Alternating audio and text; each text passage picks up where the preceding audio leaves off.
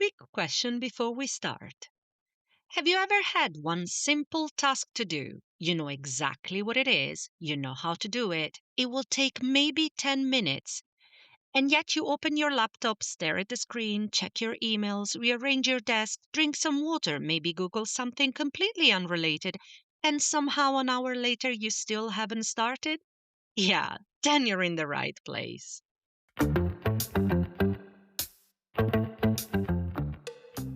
You're listening to the Spacious Brain Podcast, where real neurodivergent humans with real jobs and real daily chaos overshare with pride. Minus the glossy, my ADHD is my superpower nonsense. Hi, I'm Noemi, a scientist, a neurodiversity coach.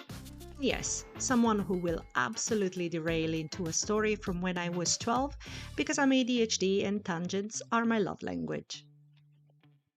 If you ever felt alone or felt like the Temu version of neurodivergent because you're not an entrepreneur, not a CEO, and you forget to eat and drink on the same day, you're in the right place. Let's keep this real. In this episode, I'm joined by Becky. Becky is a mom, published author, and a talent and recruitment professional with a long career in the corporate world. She was diagnosed with ADHD later in life, and in this conversation, she shares what that discovery has meant, not just in terms of explanation, but in terms of identity, grief, relief, and learning to understand herself with more honesty and less shame. We talk about growing up feeling out of place, the hidden cost of masking, rejection sensitivity, big emotions at work, and the exhausting reality of living in a brain that can feel brilliant and brutal at the same time. If you know what it means to be seen as capable on the outside while quietly fighting battles that most people never notice, this one is for you. Hi, Becky. Thank you so much for being here today. I'm really excited to be here and I guess share a bit about my experience in the hope that it will help other people. That's fantastic. So I'll start with the usual question that I ask everybody, which is, who is Becky? Who is Becky is quite a big question. I always tend to answer that in a very sort of boring way in that, like, I'm a mum, I have a full-time kind of corporate job, I'm in my mid-40s. Outside of kind of my day job, and I've worked in sort of like talent acquisition and recruitment for a long time. Also, with all the free time I have, write novels as well. I'm a published author, which was a childhood dream. Um, yeah, was diagnosed quite late with ADHD, so it does feel like quite a big part of my identity at the moment. Great. So we will go back to some of those things that you just mentioned, but I will start with the diagnosis, right? You were diagnosed like relatively recently. Yeah. How did it start? Like, what brought you to seek a diagnosis or to think this might be it? So it's funny because I spent probably about 10 years of my career supporting people with disabilities into employment. And a lot of those people had neurodiverse conditions like ADHD, but I didn't see it myself because my perception of ADHD was very much that kind of stereotyped young boy with lots of energy type thing. But I'd always had like mental health issues, anxiety, depression, some of it quite serious since kind of like I was about 12, 13. And I always kind of felt like everybody else seemed to have some kind of guide to life that I just didn't have. I just couldn't seem to get my act together really, even though I've got kids, I've been married, I'm married, I've been with my husband a long time, but I just felt like I was missing something. And then about 2, 3 years ago was International like Neurodiversity Week or something. And a friend of mine who, and I appreciate this is a bit of a controversial topic, but a friend of mine used to share quite a lot of memes about her ADHD on Instagram. And this was before this, like, there'd been a real spike in that. And I know lots of people have sort of opinions on that. But every time she posted one for about 6 months, I'd be like, no, that's not ADHD because I do that. And it sort of got to the point where she was like, maybe you have ADHD. And I was like, no, I'm just really rubbish at everything. But then because it was sort of International Neurodiversity Week and on the National ADHD website, there's a bit of a kind of criteria list or sort of screening questionnaires you can go on and take a look. And I sort of got to the point where I was like, do you know what, this is getting a bit silly. So I did the questionnaire and it was like, you should probably go and see someone because signs indicate you have ADHD. And I was a bit like, well, is this not just like a BuzzFeed quiz where you kind of get a predictable answer? So I got sort of my friends and family and other people to do it, and they did not get the same score as me. And even my friend with ADHD got a lower score than me. So I was like, oh, okay, I'm going to investigate this. And as soon as I spoke to my GP and I realized that the screener questions were the same thing that my GP asked me. She immediately was like, I'm going to refer you for an assessment. When I spoke to work, at that point, we didn't have we just had kind of occupational health. And they were like, well, you're going through this process. Let's have a look to see if there's anything we can support you with in the meantime. So they did an assessment as well while I was waiting for my NHS one. And although they couldn't formally give me a diagnosis, I had like a 3-hour sort of session with them. And at the end of it, I was like, well, what is the result? And she said, well, we can't formally tell you anything, but you meet all the criteria and you met all the criteria as a child as well. So they were literally like, we're not allowed to say anything, but I think that's your answer. So I was like, this is interesting. So I was waiting for my NHS assessment and then ended up in a new role where I had private health cover, very fortunately, which meant I could speed up the formal assessment, which I had in 2024. And so I found out December 2024 that I definitely have combined ADHD. But I've always felt like there was something wrong or something missing, or I just always felt like there was something wrong with me, like I was just not functioning like everybody else. But I just assumed that it was something that I was doing, or I just wasn't organized enough, or it was very validating to finally find out it wasn't just all in my head. I mean, it is all in my head to a degree, but it wasn't something I was imagining or, being unfairly harsh on myself. Yeah, and this is it, right? It's the fact that for most of our lives we've been very harsh on ourselves because we look at the others and they're like they get a grasp of how to be a functional human being. Why I can't do the very simple things like getting up, getting dressed, like, brush your teeth. That for us is already a struggle, for many of us at least. So I want to go back to when you said always felt like I was out of place. There was something wrong with me. How were you as a child? So this will often surprise probably people who know me now as an adult, especially kind of in my most recent roles and things where I used to have to speak on stage and things. But I was massively introverted, like to the point of almost crippling shyness. Kind of when I was even in my kind of mid-late teens, I used to find it absolutely terrifying to kind of, place an order at McDonald's and speak to someone. So I was massively introverted. I didn't have a lot of friends, which is probably partly due to, like, I don't know if I was shy because feedback from people had led me to believe that I wasn't someone people wanted to be friends with. So I just decided not to. But yeah, very shy, didn't have a lot of friends, found it really hard to socialize with people.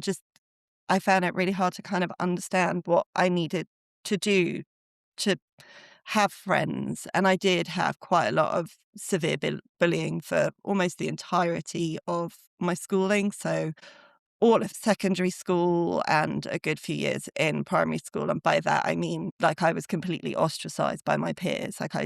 So in a way, being really bad socially was then exacerbated by the fact that I didn't even get a chance to kind of practice being sociable because I didn't have anyone to do it with, because people would literally physically run away from me. I can see that this is still having, like, it still resonates within you. It's something very powerful that you're sharing. So I just want to say thank you because it's not easy to revisit this sorts of things. So thank you for sharing it. If I go back to the diagnosis, you said that at the beginning you thought, this is not me, this is not me. And then all of a sudden, like, the realization came, is my this might be the case. And then the diagnosis arrived. So, what happened after when you had to tell your friends, when you had to tell your family? How did you feel? It's a really interesting question, actually, because so no one was surprised.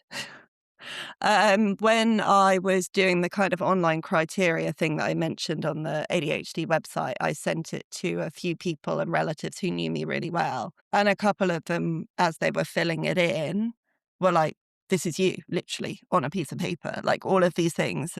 that we're being asked, this describes you. And I thought that was really interesting. So I guess I kind of felt like I just felt really validated.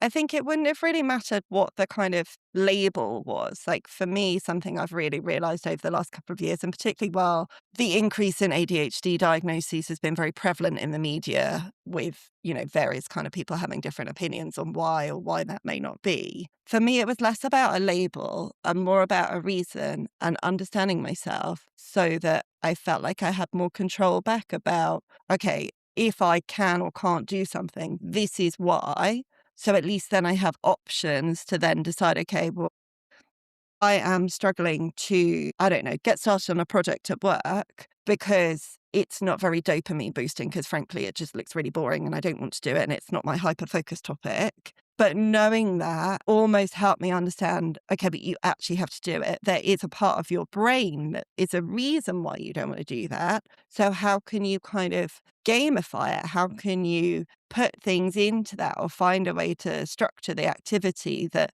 and sometimes I just need to get started. And then I'll find actually it's really interesting. Or equally, I'll do something I've been putting off for ages and ages and ages that to anyone else is just so simple. Things like making a doctor's appointment or a dentist appointment or just, like building habits, doing things regularly.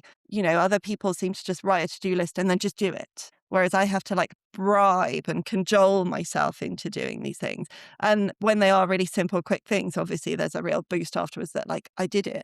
So I think the way I felt after and speaking to like sort of my husband, my family, my friends, because that's the other thing as well when we talked about how I was hugely introverted as a child. Like my oldest son was saying to me like a couple of days ago, this was nothing to do with ADHD, but he was like, "Oh, you're so popular, mummy." That makes me sound very kind of Mean Girls-esque, but like I have friends now and, places I've worked over probably the last decade. I'm still in touch with people from where I've worked for a very long period of time. I've always found ways to like really bond closely with people. So it's very different. So the way that I perceive myself, and then when I found out about my diagnosis was sort of like, well, people have started to accept me for who I am anyway.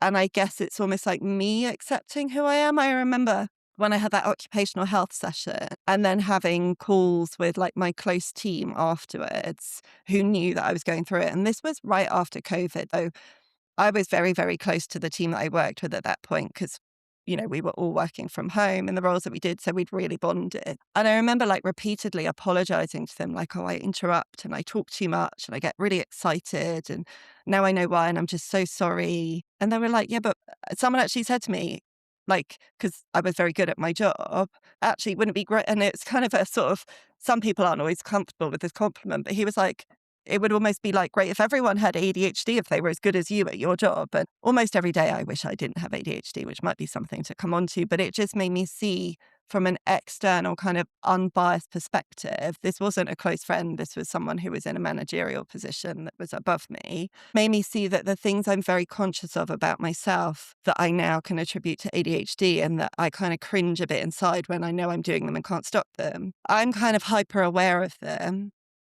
And yes, sometimes they annoy other people, but sometimes I might be I might be overthinking it all. So I guess it was like everybody else kind of saw this anyway and didn't seem to have a huge problem with it. Although if I look at my whole career or my whole social life, I can see where it has caused issues. But I think it was just really validating and ultimately just helped me understand what I need to be my best and at least have choices or consciously make choices like, okay, today I just feel really rubbish because, to be really blunt, like at certain points in like my cycle, my dopamine is worse. Like we all know that hormones in women can massively affect how dopamine is received in your brain. So there are a few days every month where I'm absolutely useless and I just have to battle through my day. I don't get anywhere near as much done. And a part of me is so upset about that. But I know that in like 2 days' time, I will do more work in those 2 days than most people might do in a week or more. It's insane the way that my brain works. So I guess it was validating to my past and my experiences, and it helped me feel like I had some control over how I could do things differently if I wanted to. I found it really interesting, what you said, that most of the stuff that you're very harsh about yourself, those are also the same things that make you probably exceptional or very, very good at your job, right? Because it is something that I hear a lot. And I think it's something that I find about myself as well in my roles. Part of it, I can relate it and um, I can link it to rejection sensitive dysphoria. The fact that I can read a room in a millisecond, like I can sense the shift of that single person. Of course, when you're in a managerial position, that's really helpful because you are able to connect with people in a way that others might not. On the other hand, there is the fact that you're more harsh on yourself. But the reflection about rejection sensitive dysphoria, and it's something that I had to reflect upon a lot myself, is that it's definitely something that came from my childhood. You know, growing up is, why are you so sensitive? Why can't you be like that? Why can't you be Stop that? crying. Why are you always crying? Oh, oh my God. The amount of times, like, this is something that to this date still hurts, that my father would use that as a joke with my mother. When I was crying, Oh, he she's would crying turn to again. her and say, yeah, no, no, no. He would turn to her and say, um, were you crying when we made her? You know, and I was like, That's hilarious. I mean, it's wow, not hilarious, but like, don't get it. They just don't get it, do they? Like, I don't want to no, be crying. I don't want to be crying. I think that's the thing. People associate crying with like attention seeking or something being wrong. But for me, it's a signal of overwhelm. Like, yes, my body is so overwhelmed, it can't find any other way because we release various endorphins and things when we cry. Quite often, people will say they feel better after they've cried yeah, because of what it releases in our bodies. And I think humans, there's only like one other animal that cries, and they don't really understand why humans cry. But something that I definitely found very frustrating about myself, and I ended up writing a post on LinkedIn about it a few years ago that is probably my most interacted with post, and how I thought I would grow out of it. I thought I would stop crying. But like, I'm in my mid 40s and I had a one-to-one with my boss this week, and like it was a really, like, my boss is great and we were having this discussion, but I teared up. Not because like anything was wrong, but it was just intense, right? I was trying to, like, I'm trying to develop like a specific skill, like I really want to. And my boss was being really supportive, but it's my body, because of that history of rejection sensitivity dysphoria and always being told you're wrong, you're wrong, you're wrong, or you're just not, why aren't you like other people? It perceives any comment almost as a criticism. So even though I was sort of teary, like, I wanted to have the conversation, and it's almost quite frustrating because like you have no control about it. And when I posted about it on LinkedIn about the fact that I have just come to accept that I do cry easily, and sometimes last year was quite a hard year for me for various reasons, and it meant that I was a lot more tearful than I had been probably for a few years. They were quite close to the surface in challenging situations. But I just have to learn to accept it. And when I posted about this on LinkedIn, it resonated with a lot of other people. And I think a big part of ADHD and learning about how it affects me certainly is, and every day this is a challenge, but accepting yourself the way you are. It's not gonna change now. I will always wear my heart on my sleeve. I will always care too much. Actually, is that really a bad thing? And I remember having a conversation with a senior colleague in a previous role a few years ago where we'd disagreed about something. I felt that I was too direct on a call, and I probably was a bit rude in hindsight. And afterwards, I was so upset with myself because it wasn't respectful. And I like messaged him and said, "Look, I'm really sorry. I know I was too direct." And I said that I'd been really cross with myself afterwards. And he was like, "It's just because you care. That's all." And it's better to care and be trying to get it right and like do something that's going to help us get to where we want to than to not care. So I think, and I know you didn't, I know we've sort of gone down a rabbit hole here, but I think another part of the ADHD has been reframing some of my behaviors around, okay, crying is seen as a negative thing by almost everything, but actually reframing it as, okay, it's crying. You're going to cry. This will upset you, but like, it's because I care, not because, sometimes it's because I'm angry or frustrated, or there's often different reasons, but it comes out as crying. And I do find it interesting how it's acceptable at work, perhaps to be more aggressive, but not to cry. and But let's not get into this whole is constructs and things no, like that. no. This is amazing because it's fantastic, and it's just something that struck me. And it's not just about like being, let's say, vulnerable, which is not vulnerable, right? It's showing your emotions at work. When I grew up, and probably many of the people that are adults today have been told, you should be happy, you should always be happy, don't be sad. That don't be sad, I think it's the worst. All those things that basically promote that I need to be happy at all costs. And I made a post on LinkedIn about this because it made me think about it when I saw Inside Out. Is it Inside Out? Inside Out. Oh my God. But the second one or the first one?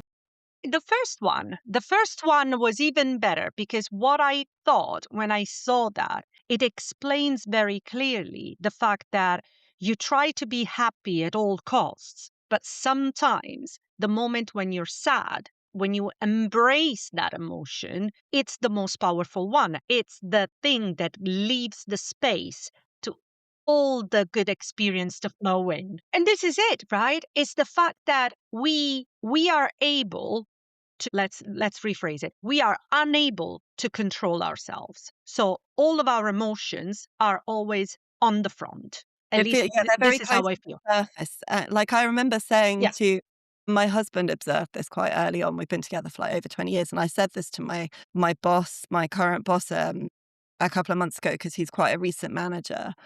And I said to him, like, if you ask me how I am, I will tell you how I am. And the only time you actually need to worry is if I just tell you that I'm fine, because I'm never just fine.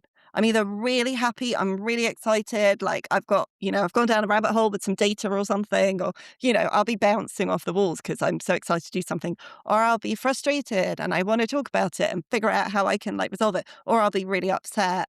But I know this about myself. And I think that's the thing. Leaders aren't necessarily equipped to deal with big emotions. And I don't know how much of that is cultural as well. I have a friend who is Spanish, who I was talking to her about ADHD a few months ago. And she said that some of the behaviors that we see as ADHD in the UK, for her, would not be perceived as unusual when she's with her Spanish family, because they are much more emotional and, well, not emotional in a negative way, that it's just culturally different behaviors are accepted in different countries. And I thought that was really interesting because, potentially I might work better in a Spanish or Italian company rather than a UK one. And I do think there's an element of, so although my parents and some of my grandparents are British, when I go back further, most of them are not from the UK. And I've never really kind of had relatives that were sort of very calm people.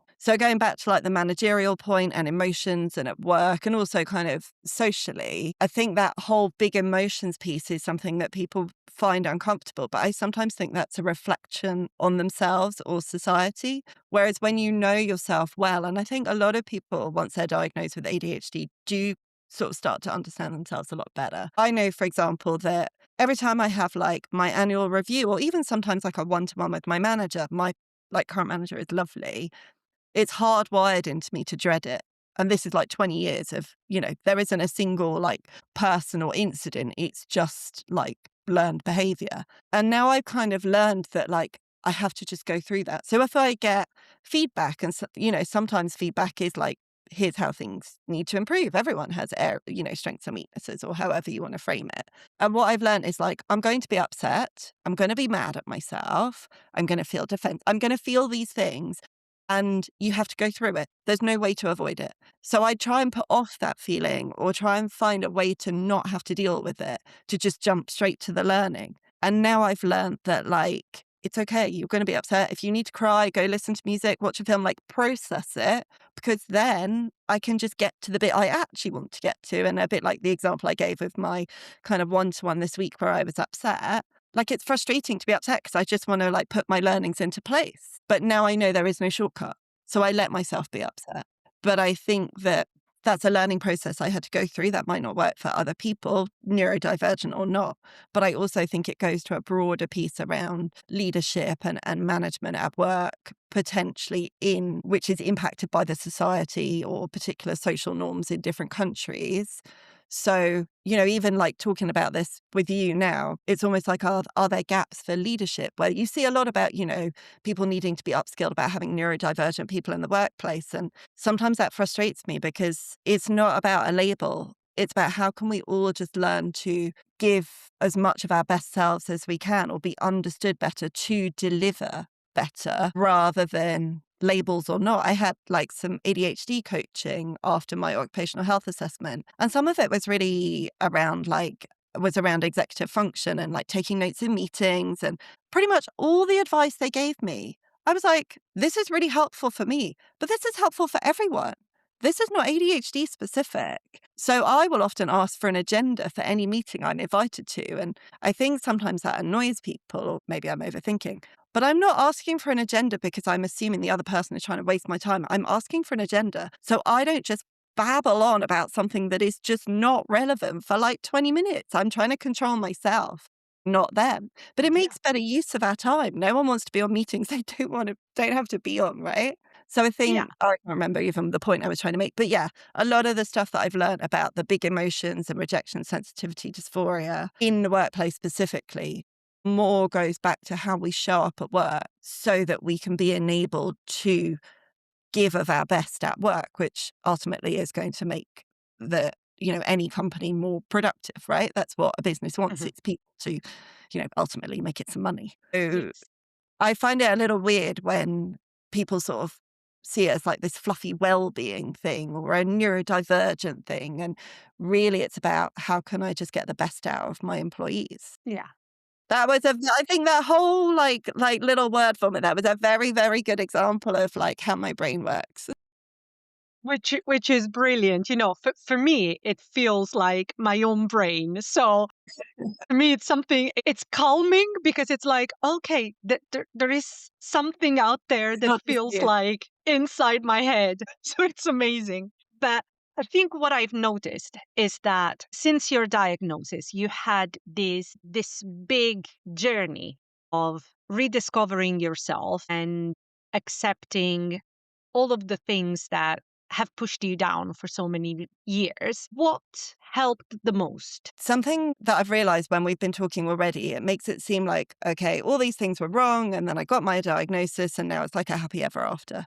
That's really not the case. Part of the reason why I was really interested in coming on the podcast is to try to showcase that an ADHD diagnosis or living with it is not binary. It's not, you didn't know it and now you know it and now everything's fine, especially if you're on medication. So I think there's kind of two answers to the question. So I am on medication. Not everyone with ADHD wants to be on medication or can get medication, but I was very interested to see how it would help me. And it's helped me in a very, very specific way, which I'll explain. But I think what I had to go through a process of kind of coming to terms with is that it doesn't make me neurotypical.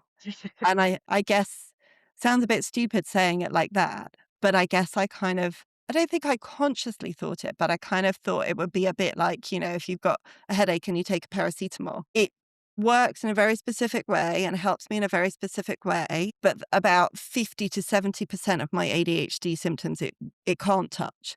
So for me, I take Alvance, which is like, it works. I don't really totally understand how it works, but basically it stops me like dopamine hunting. So I'm not binge eating all the time or getting bored all the time. And ultimately it just helps me focus. So the first time I knew it was working, so outside of work, this is probably also slightly wild. I rock climb. So I rock climb with my husband and my two kids, and we just go indoor rock climbing like most weekends. And it's a nice thing to do as a family. And I haven't been super keen, I'm not always like the most morning person ever. And my husband may or may not have had battles to trying to get me to get out of bed early and go rock climbing. But as I've got older and I've been unable to do other sports, I'm really seeing the value in it. And it's actually really good for people with ADHD because you're physically moving, so you're getting kind of the endorphin boost from that.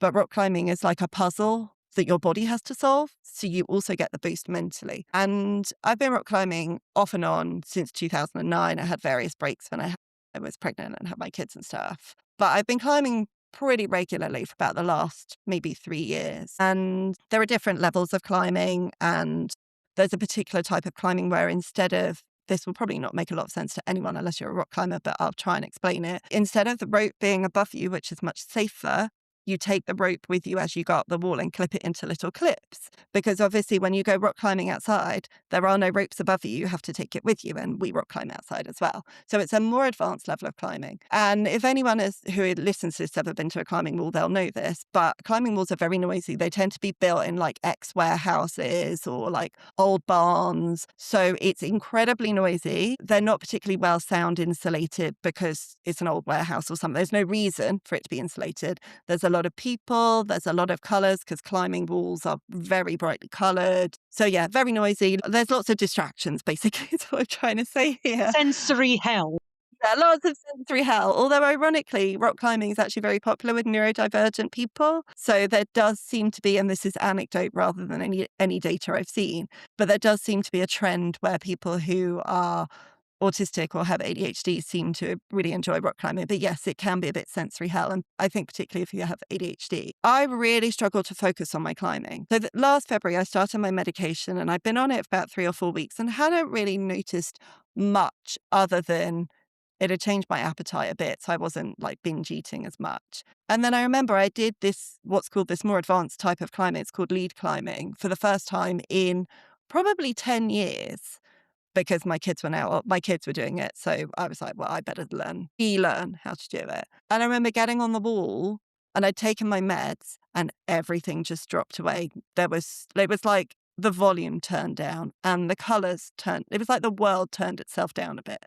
And I just did it. And it was I was like, is this what the world is like for everyone else? And I feel a bit emotional thinking about it now because I was suddenly like, wow, this is what I've missed out on. And that probably sounds a bit sort of like pity party-esque. And I'm not saying that because I feel sorry for myself, because I don't. But it was, along with the diagnosis, if I didn't have ADHD, the medication wouldn't do that for me. And it was the first time I really realized the impact it would have. Because they obviously titrate my dose. So again, people listening to this might not know what that means. So they kind of up your dosage slowly to find the right amount because effectively you're messing with someone's brain chemistry. So they want to get the right amount. And the right medication because there's different types. So that wasn't even the end dose I ended up on. But I remember coming home and being like, I did have a moment where I was like, imagine if I'd had this like during my A-levels or my GCSEs or at uni where I had like basically quite severe mental health breakdown. And I do think a lot of my mental health challenges tie back to undiagnosed ADHD. But yeah, I will never, ever forget that moment when I was like, it gave me a sense of what life might be like for people who don't have ADHD. And obviously they have their own challenges. I'm not saying life is easy for people who don't have ADHD, but it was the first time I'd ever been able to see what I maybe missed out on. I think Mary, they were one of the guests of the podcast. They described it really well. They described it as running life on hard mode. And if you're a gamer, you know exactly what it means. I'm not a gamer, but my kids are. I know what you mean. You play a game and you can play it as your standard mode, and then there is the hard mode, and there's everything also. Sometimes you also have levels in between. And for us, most of the time, it feels like you're going at that level. You can still do it, but What's the cost? There is a cost. And I think over the exactly. years, like when I talk about like the kind of mental health stuff I've had and, people talk about burn, you can use whatever kind of phrasing you want, but there is a physical and mental cost. And a lot of the time, even with medication, even with trying to look after myself, for example, I have epilepsy as well, which apparently can be quite common with ADHD. I did not know that until last year. I have very, very rare seizures, like once every 4 to 10 years. And I had a major seizure last September. Last year was, like I say, quite an intense year for reasons outside of ADHD. And even though I was trying my best to look after myself, when you're always running on hard mode, even with your meds, because like I say, they don't solve for everything. For example, with medication, it shuts off your appetite. And I lost a lot of weight. When the prescribing nurse first told me this, I was like, oh, you haven't met me. I don't know what it would take to shut off my appetite. That's never going to happen. Like I can eat an entire sleeve of Jaffa cakes in about 10 seconds. It did shut off my appetite and I've lost probably about 1.5 stones. And I don't think I really needed to lose that. Maybe a little bit, but not that much. So even though I'm not eating, So I'm not looking after myself. And I think something that's really interesting about ADHD is, and to that point about living life on hard mode, is that even when you've got medication, even when the people around you support you, it's like your brain actively works against you, or even your medication doesn't make it. Yes, it helps me in this way, but then because I'm forgetting to eat and I'm missing nutrients and, I'm dehydrated, or sometimes it has, less than pleasant gastrointestinal side effects. Ultimately, there are lots of things that led to me having that major seizure, and my seizures have been getting worse with age. But I think that's something actually I really wish that people understood, that, again, ADHD is not this binary thing, and that, you know, I have various health issues that are probably triggered by the fact I'm not very good at looking after myself. And I beat myself up about that a lot.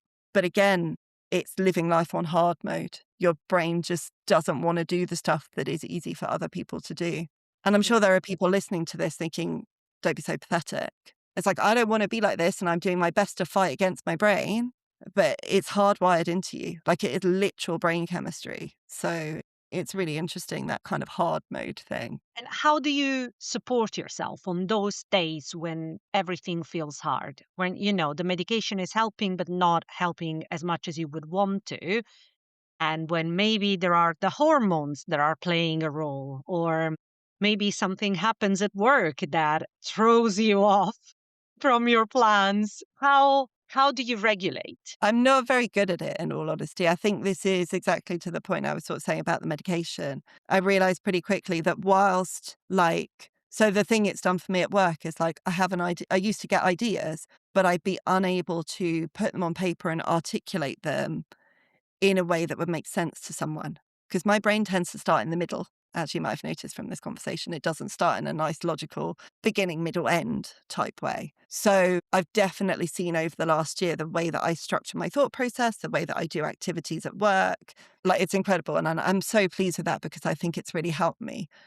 It doesn't help with the mood swings, rejection sensitivity dysphoria, the executive function, none of that. So regulating myself is still a learning journey, I'd say, and is massively impacted by things like hormones, especially when you're kind of in your mid-40s. So you've got things like perimenopause and stuff to consider. When, like, it's January, it's dark all the time. So, I don't have formally diagnosed, like, seasonal affective disorder, but, like, I'm pretty sure it doesn't help. But I guess, I don't know. At this point where I am kind of mentally over the last few months, I've probably been very hard on myself. I think almost every day for months now. I've wished I didn't have ADHD, because I'm finding it very hard to regulate. But it is things as simple as, like, you need to get up. When did you last have a drink? When did you last eat? When did you last go to the toilet? Like, what do you need right now to be able to function, to make your kids dinner, and sometimes that means, like, finishing work early or working at different times, which I'm lucky enough to be able to do. And sometimes it means also the flip side of being like, okay, you haven't eaten or drunk or been to the toilet, and you need to do those things, but you still have to make your kids dinner. You have to deliver this piece of work today, even though your brain will actively do anything possible to avoid doing it, things like expenses and stuff, which are detail, which I hate. I'm here for vibes, not details. And also, like, just really boring. But, like, I want my money back. So, but it's not motivating enough. Weirdly, it's like I'm owed some money for my expenses. That doesn't motivate me, which makes no logical sense. So regulation, I'd say. I think the biggest thing is just knowing why I'm dysregulated, and knowing that there is something in my brain causing it, and reminding myself of that, even if I'm struggling to take a break or have a drink or have a sandwich or whatever it is I haven't done. It's just, sometimes I just have to, like, say to myself, you just got to write it out. Tomorrow will be better. And that's it. I found it amazing because you said something that it struck me, and you said, I need to understand why I'm dysregulated to start with. And when I started Neurospacious and I started the coaching, because I wanted to give something back, I wanted to give people the support that they needed. And I've been a coach because I've been in managerial roles. So I knew what standard coaching was. And immediately I thought it cannot be the same, because that thing of you need to find your clarity, you need to get into action, it doesn't work for a neurodivergent mind. So I started thinking, and I went into hyperfocus, of course. And the thing that I came out with was a cycle, right? And it's a cycle that tries to understand how our brain works. And it starts with regulation, because without regulation, we have to start there. We have to understand, okay, what is it that triggers me? What is it that it's basically jumping at me and it's screaming at me and it's making my entire sensory system going aloof? So all of that, it for me is like, so it makes sense what I did. You Yeah. say that. It's like, Yeah, I think it's really interesting, like the regulation thing in that, and I see this a lot with like parenting my kids as well. At the end of the day, I'm super grumpy and when it gets to like 8:30, 9 o'clock at night and I feel like I've not had a minute to stop because I've not been very good at stopping. Sometimes when I'm like putting my kids to bed, they're a bit older, they don't really necessarily need to be put to bed, but they, for various reasons that I won't go into, they like having a grown up there. But sometimes I will say to them, look, I'm just going to go next door because otherwise I'm just going to be shouty mummy because I know I'm dysregulated and I don't want to be shouty mummy. So it's really hard to regulate yourself. And I think, when sort of people who are not neurodivergent are reading about things like sensory issues and regulation, and it looks a bit fluffy or a bit sort of like, that just, what is that? It's like, well, if you had a headache, you wouldn't work through it. You'd take a painkiller because your headache's going to distract you. It's just I mean, obviously, sometimes I do get headaches, but for me, this is going to sound really bizarre. I don't like tight waistbands.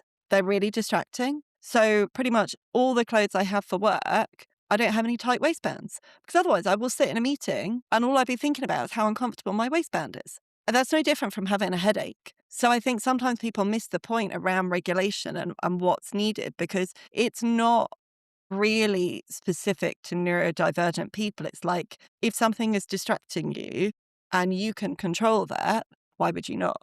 And again, with ADHD, obviously that's not always possible. But I think for people who aren't neurodivergent, I really wish they understood that for you, it's a headache. For me, it's a tight waistband. It's almost irrelevant. For you, it might be something totally different.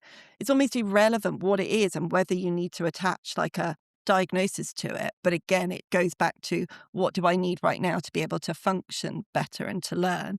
But I think what was really interesting also about what you were saying around the kind of coaching piece and enabling neurodivergent people to take action and do things differently. Something that I've learned a lot over the last few years, and I think maybe even when I was kind of like working from home during COVID, is I need to know why I'm doing something. I don't know if that's an ADHD thing or a Becky thing, but there's things like, sensitive injustice and various other things you can go down. I don't like doing things if I think it's pointless or a waste of time. But sometimes I really wish, and this goes back to masking and struggling with neurotypical worlds, sometimes I kind of wish that workplaces would just say, look, we know this is really boring, or we know this is kind of pointless, or just doesn't make any sense, but you just have to do it. Rather than pretending it's some like great thing, I would actually prefer the honesty because then I'd be like, I'm not going to waste my time fighting you on this. Like, there's no point. I get it. I don't want to do it, but I'm going to do it because I'm also a very loyal person. And I'm just like, I don't want to make trouble for myself. But I think it's that like what motivates people. I am very interested around like, are there particular themes that we see with people who are neurodivergent or have ADHD, for example, around like why? Why are we doing something? Can it be done better? And I think particularly if you work, so like is obviously a very good thing. My hyper focus area is basically talent and recruitment. I am fascinated, HR, but like how people help businesses, the whole thing just fascinates me. Workplace planning, like future of work. I could rabbit on about it for ages. But like how people are motivated and why we do things is fundamental to all of that. So yeah, it was just really interesting what you were saying about kind of coaching, getting people to take action. I usually finish the episodes with three questions that have become the signature questions. But I thought I would revolutionize it for this episode because I think it's been extremely powerful. At least I felt it. So I want to ask you two questions instead. And the first one is, how are you today? So what part of your journey are today? And is there anything that we haven't said that you want to say to the people that are listening? So how am I today? I'm not in the best place, but that's because I have started this is probably not a relevant answer for literally anyone else, but in the name of being really honest, because if I ask someone how they are, I really want to know. So I'm assuming it's the same for you. And again, it shows how my brain works. So I'm taking new epilepsy medication, and one of the side effects of it is mental health issues, quite serious ones. And literally, I can track back to when I started taking this medication a few weeks ago to where my brain is now. It's not, I have an appointment with the GP on Monday to change it. I am trying to ride it. You can't stop it suddenly because that can ironically trigger seizures. So I'm trying to remind myself that how I feel right now, and you'll appreciate with ADHD, we feel emotions very strongly. So feeling very sad or very angry or whatever it is, trying to remind myself that this is not permanent and it is directly caused by medication. So it's been a bumpy few weeks. But as soon as I figured out and I couldn't work out what it was at first, and I thought I was losing my mind. So I'm feeling a little rough. But it is a Friday and I've got some nice chats with other people coming up. I was really looking forward to this podcast and seeing you again. So I'm just trying to remind myself that I won't feel like this forever, which I think is fairly standard with ADHD and emotions, both good and bad. And then what do I wish people knew? I thought about this a lot before coming on the podcast. I really wish that people who don't have ADHD could understand, and not because I think they don't care or don't want to. I wish that they could spend like a few hours in my head, almost, they may not want to see how hard it is to just focus and do what I need to do, and how much, it's very easy for people to say, be more confident, don't overthink things, you don't need to be upset, all these things that we get told, and it's not just at work.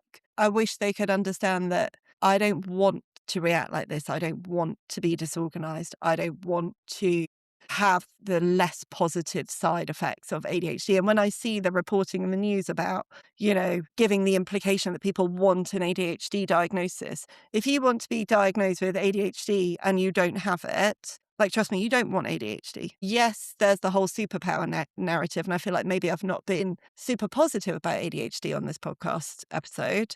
But for me, it's caused significant challenges across my whole life. There are things about it. I wouldn't be a published author without it. I love writing and people love my books, and I am so fortunate to have that. But like you say, it is basically living life on hard mode, and there is not much that you can do about that. And people don't really understand that, or it's so pathologized to a degree that ultimately it just comes down to what does anyone need as an individual to try and be not even their best self, but just to function in a way that makes them okay and just be able to deal with things. So I don't want to say, be happy or always be their best self, but it comes down to that understanding, really, for me. Don't know if that answered your question. It did. It absolutely did. Thank you so much. I think this has been one of the most powerful episodes that I've recorded so far. And I really, really appreciate all of your honesty and giving us an overview as to how it feels like to live with this, and to show that it's not that superpower narrative. There is more to it. A highly dysfunctional person. People just don't see it. Thank you so much. Thank you for your time and for your honesty. Thank you for having me.